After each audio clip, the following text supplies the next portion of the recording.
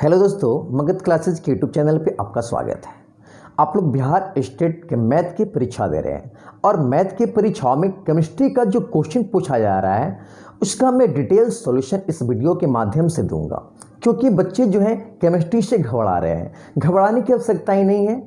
आपके जो 2 दिन केमिस्ट्री के प्रश्न पूछे गए हैं उससे संबंधित मैं वीडियो भी बनाकर यूट्यूब चैनल पे डाल दूंगा। इसके लिए बस आपको एक काम करना होगा, हमारे चैनल को सब्सक्राइब कर लें ताकि आपके पास नोटिफिकेशन पहुंच सके।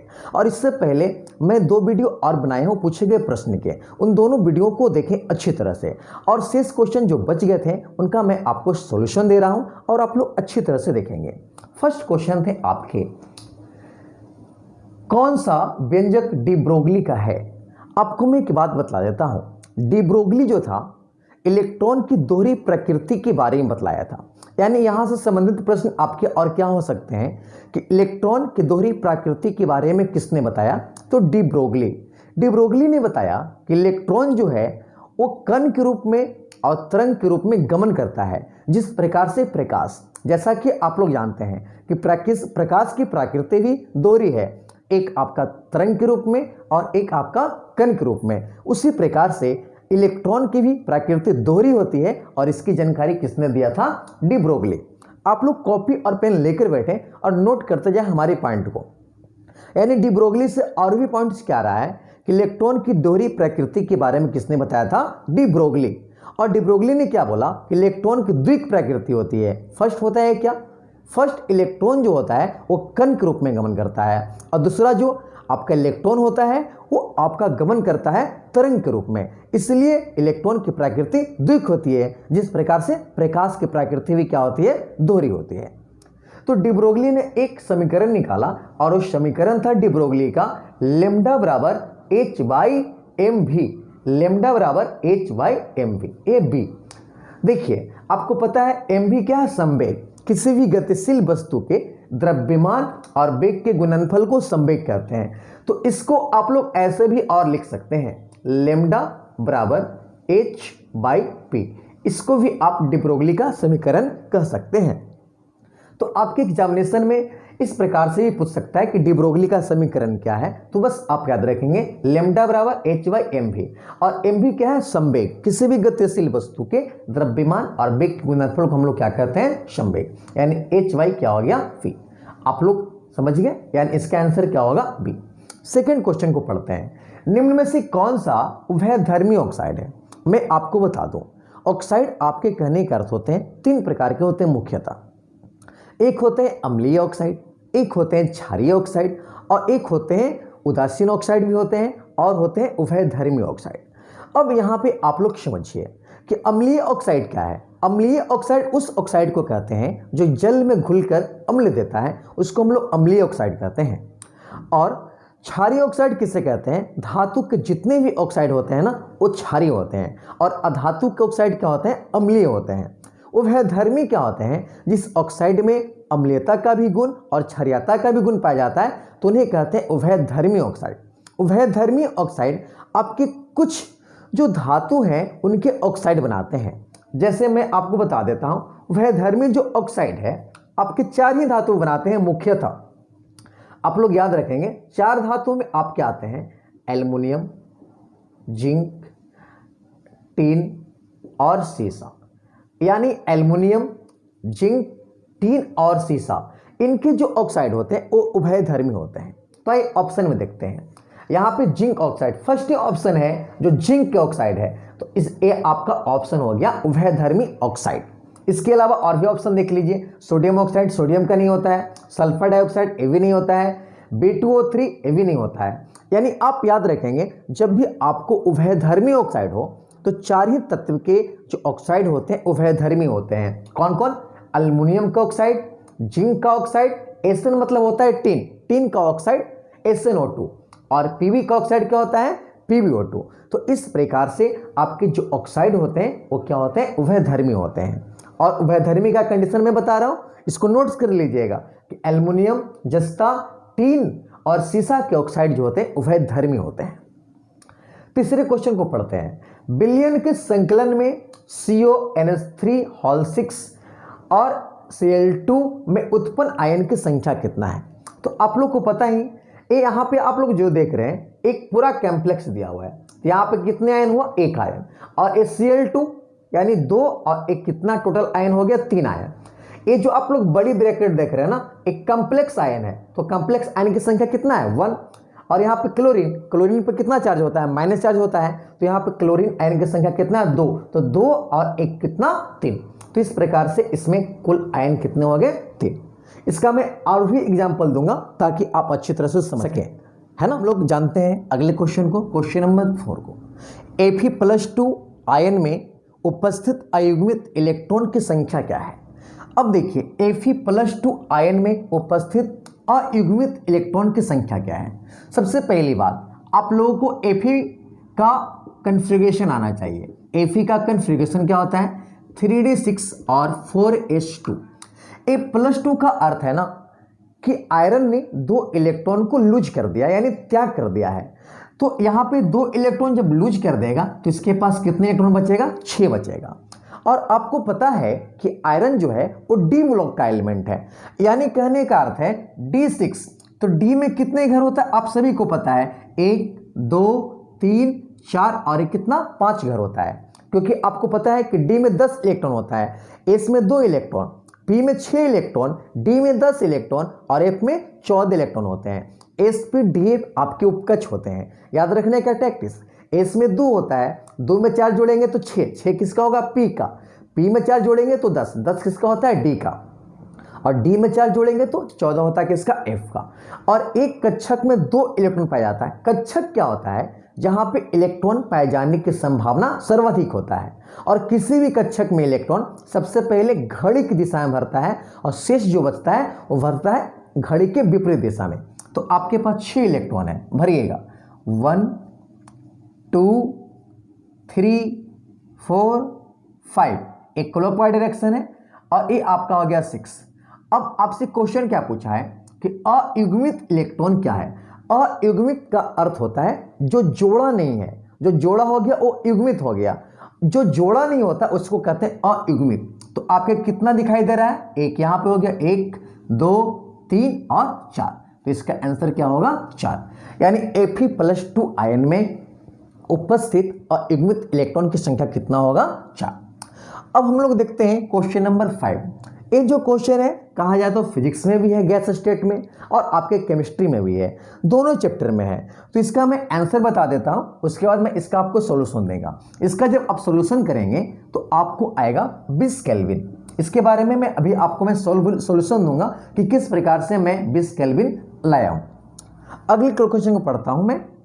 कॉपर सल्फेट के विलयन में 2 फेराइडे का विद्युत धारा प्रवाहित करने पर, यहाँ पर लिखा हुआ विद्युत धारा, 2 फेराइडे का विद्युत धारा प्रवाहित की गई है, तो कैथोड पर मुक्त कॉपर की मात्रा कितना होगा। तो आप लोग जानते हैं कि तुल्यांकी भार के बराबर आपके फेराइडे की मात्रा होती है। तो यहाँ पे 2 फेराइडे है, तो कॉपर सल्फेट का तुल्यांकी भार क्या होता है, 31.75 होता है। तो उसमें जब आप 2 से गुना करेंगे ना तो 63 पॉइंट क्या आएगा, 5। इसका भी मैं सॉल्यूशन अभी बता रहा हूं, लेकिन उससे पहले आप लोग इसका एक स्क्रीनशॉट जल्दी से लेंगे। यहां पे दिख रहे हैं, डी ब्रोगली के समीकरण में आप लोग याद रखेंगे E बराबर होता है आपका mc²। इसको आप लोग क्या बोलते हैं, आइंस्टीन इक्वेशन। कभी कभी पूछ सकते हैं कि आइंस्टीन का समीकरण क्या था, तो आप लोग याद रखेंगे ये आइंस्टीन का इक्वेशन है। इसको हम लोग बोलते हैं आइंस्टीन का इक्वेशन, आइंस्टीन का समीकरण बोलते हैं। E बराबर mc²। एक समीकरण और होता है, ये जो आपके पदार्थ का कणिका सिद्धांत है, ये जो है ना एक कणिका सिद्धांत है ना, एक कण का सिद्धांत है। एक और होता है E बराबर hν, इसको बोलते हैं हम लोग प्लैंक्स इक्वेशन, प्लैंक्स इक्वेशन। तो आपके प्रश्न आ सकते हैं कि कौन प्लैंक्स इक्वेशन है, कौन आइंस्टीन समीकरण है। ये जो आपके तरंग सिद्धांत है, ये तरंग सिद्धांत के आधार पर आधारित है, इसको बोलते हैं प्लैंक्स इक्वेशन।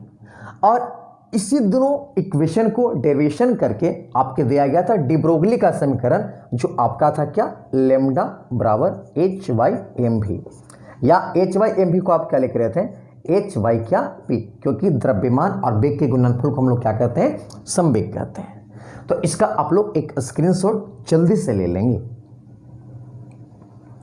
47 डिग्री सेंटीग्रेड पर ऑक्सीजन के अणु के वर्ग माध्य वेग URMS के बराबर है, तो हाइड्रोजन अणु का वेग वर्ग माध्य वेग के किस तापमान पर होता है।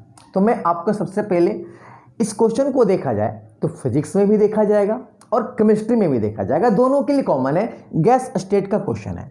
तो आइए इसके लिए मैं आपको 3 फॉर्मूले को सबसे पहले मैं बताता हूं, आप लोग याद रखेंगे। आणविक वेग का 3 फॉर्मूला होता है। आणविक वेग से संबंधित आपको 3 फॉर्मूले याद रखना है, क्योंकि इससे संबंधित आपके डायरेक्ट फॉर्मूले को भी एग्जामिनेशन में पूछा जाएगा। तो जब फॉर्मूले को पूछा जाएगा तो सीधे सीधे आपके फॉर्मूले पूछे जाएंगे। मैं सिर्फ आपको प्रश्न को सोल्व ही नहीं कर रहा हूं, इससे संबंधित जो भी प्रश्न आने की संभावनाएं हैं उस प्रश्न को मैं भी बता रहा हूं और आप लोग इसको कॉपी पर नोट करेंगे। आणविक वेग आपके 3 प्रकार के होते हैं। एक होते हैं आपके वर्ग माध्य वेग, जिसको बोलते हैं URMS। दूसरे जो होते हैं औसत वेग होते हैं, औसत वेग, इसको हम लोग बोलते हैं V एवरेज। और तीसरे जो होते हैं वो आपके होते हैं अधिकतम प्रायिक वेग, अधिकतम प्रायिक वेग, जिसको हम लोग बोलते हैं UMP। ये देखिए, इस फॉर्मूले से आपके सीधे सीधे प्रश्न हो सकते हैं जो भी एग्जामिनेशन नहीं हुए हैं, क्योंकि इस न्यूमेरिकल से संबंधित ही मैं इस टॉपिक को बता रहा हूं और ये पूछे जाने की संभावनाएं आपकी प्रबल है नेक्स्ट एग्जामिनेशन में। वर्ग माध्य वेग URMS का फॉर्मूला होता है √3RT/m।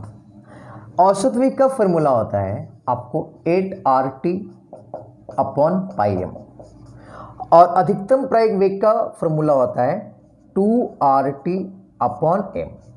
अब देखिए, मैं याद करने का आपकी थोड़ी सी कॉन्सेप्ट बता देता हूं। RMS में कितने डिजिट है? 3, तो 3RT/m। यहां देखेंगे UMP उत्तर प्रदेश और MP कितना है? 2, तो 2RT/m। सभी का रूट चढ़ा देना है, 2RT/m। इसके अलावा एक आप याद रखेंगे कि औसत वेग बराबर होता है 8RT/ क्या होता है? m। ये आणविक वेग के 3 समीकरण है, इसका आप लोग स्क्रीनशॉट ले लिए होंगे। अब आपके न्यूमेरिकल जो है वर्ग माध्य वेग पे इसका मैं सॉल्यूशन दे रहा हूं।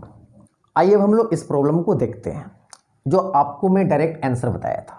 47 डिग्री पर ऑक्सीजन अणु के वर्ग माध्य वेग के बराबर हाइड्रोजन अणु का वर्ग माध्य वेग है, किस तापमान पे है? प्रश्न ए पूछा है। आप कुछ नहीं करना, जिस प्रकार से प्रश्न दिया गया बस उस प्रकार से आप लिखिए। यहाँ पे क्या कर रहा है कि O2 अणु का वर्ग माध्य वेग, यानी O2 अणु का URMS है ना, URMS इक्वल टू H2 अणु, H2 तो अणु है ही, URMS, ये दोनों आपका इक्वल दिया गया है। इक्वल दिया गया यानी कहने का अर्थ है √3RT/m इक्वल टू क्या होगा? यहां पे क्या होगा बताइए? यहां पे भी हाइड्रोजन अणु का URMS है, तो URMS का फॉर्मूला मैं क्या बताया?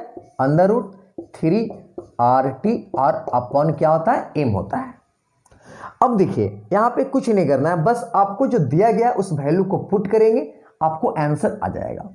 बस इस बात को ख्याल रखना है, यहाँ पे जो टेम्परेचर है 47 डिग्री सेंटीग्रेड दिया हुआ है और आपका आंसर जो है वो केल्विन में है। सेंटीग्रेड को केल्विन में बदलने के लिए उसमें 273 को हम लोग क्या करते हैं? ऐड करते हैं। बस ये जानकारी आपको होना चाहिए। यानी कहने का अर्थ है टेम्परेचर जो है वो आपको दिए गए हैं 47 डिग्री सेंटीग्रेड, तो इसका ज्ञान आपको होना चाहिए कि यदि आपको डिग्री सेंटीग्रेड में है तो उसको केल्विन में बदलने के लिए इसमें 273 हम लोग ऐड करते हैं, यानी 47 और प्लस क्या करेंगे? 273। जब ऐड करेंगे तो आपका वैल्यू कितना आएगा? 320 केल्विन। यानी टेम्परेचर आपको इसका दिया गया है कितना? 320 केल्विन। बस इसमें टेम्परेचर में आपको 273 को क्या करना है? ऐड करना है, तो केल्विन में कन्वर्ट हो जाएगा। अब देखिए, मैं यहाँ पर लिख रहा हूँ 3 तो 3, R तो R। टेम्परेचर का वैल्यू दिया गया ऑक्सीजन अणु का 47 डिग्री सेंटीग्रेड, लेकिन मैंने केल्विन में बदला तो इसमें 273 ऐड किया, तो वैल्यू कितना आया? 320 अपॉन m। ऑक्सीजन का एक अणु का भार होता है 16, तो 2 अणु का 16 दूनी कितना हो गया? 32 बराबर। अब यहाँ पे मैं लिख रहा हूँ 3 RT इधर तो दिया नहीं हुआ है, बस M हाइड्रोजन का आणविक द्रव्यमान 1 होता है, तो यहाँ पे 2 के लिए कितना हो जाएगा 2, यहाँ पे 2 लिखूंगा।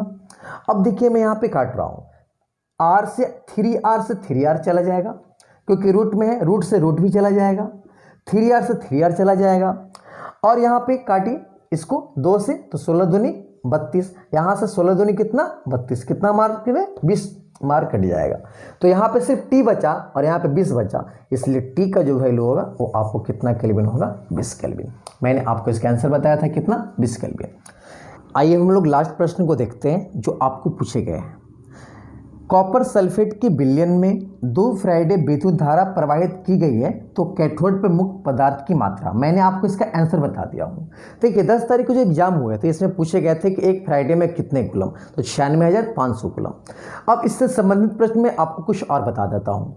फ्राइडे ने विद्युत अपघटन नियम का प्रतिपादन किया, तो यह भी प्रश्न आ सकता है कि विद्युत अपघटन से संबंधित वैज्ञानिक कौन था, फ्राइडे। फ्राइडे ने विद्युत अपघटन से संबंधित 2 नियम का प्रतिपादन किया, जिसमें आपके पहले नियम पे आपके प्रश्न है। अब देखिए प्रश्न को हम सोल्व कर देते हैं। यदि विद्युतीय परिपथ में एक फ्राइडे आवेश प्रवाहित हो तो आपकी तुल्यांकी भार के बराबर होता है। ई को हम लोग कहते हैं तुल्यांकी भार। ई जो है ये आपका क्या है, तुल्यांकी भार।